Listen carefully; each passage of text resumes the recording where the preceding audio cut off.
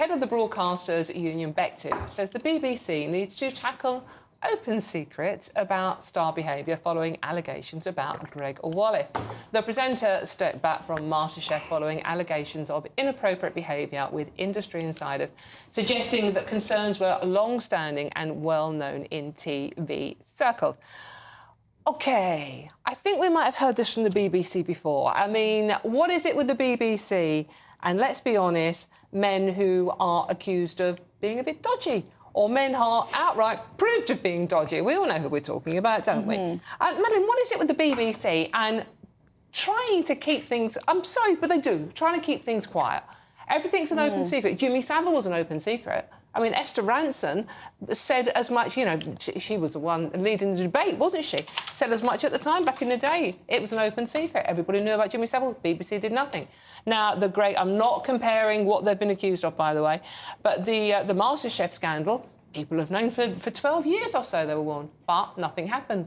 Well, I think that power does often corrupt, and you get many organisations in which you have these very powerful individuals, often men, who often are kind of beyond... Name me a woman that's done anything like this. I'm sure women would do other bad behaviour, but this does feel like quite a male thing. I'm not saying that women can't be bullies and unpleasant and so on, but there seems to be a real pattern where if you have the on-screen talent who...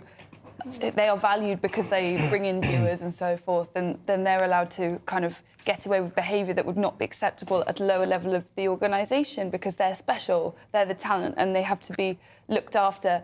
We have had a few of these stories about the BBC recently, so it's like, you know, it seems like this is a particular problem there, but I think it's a problem in many large organisations. I was going to say, to be fair, ITV did have a big issue with Schofield. I was going to challenge you on that framing there, because obviously the BBC, they have a terrible record of this, but I didn't like the framing that, oh, what's the problem with the BBC? And I'm glad you kind of changed that, because it's a problem with our entire media ecosystem. First of all, we have culture, specifically men in relationship to power, who do this kind of thing, and it's always, months later or years later they're found out. And then, on top of that, I mean, let's talk about Philip Schofield, right?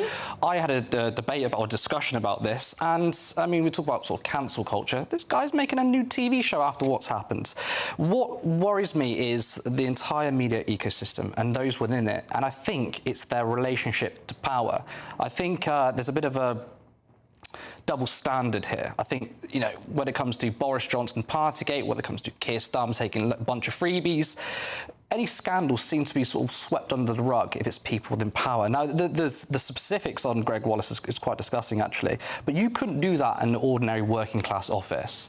I mean, he was naked with something covering his bits. Allegedly. I want to say, Philip allegedly. Schofield has said his behaviour was ill-advised, but not illegal. Not illegal, but it's not something I would want in my workplace, and I'm sure you'd agree. But I feel like there's a class issue here. There's a double standard. If this, again, happens in ordinary working-class offices, it'd be zero tolerance, like it should. Why is that not happening in the media? Right, okay, and I think it's to do with the relationship to power. I also want to say as well that the BBC outsourced the complaints to Banijay UK. That's a private limited company with its fingers in £500 million of profit. And I feel like the goal here is to make loads and loads of money.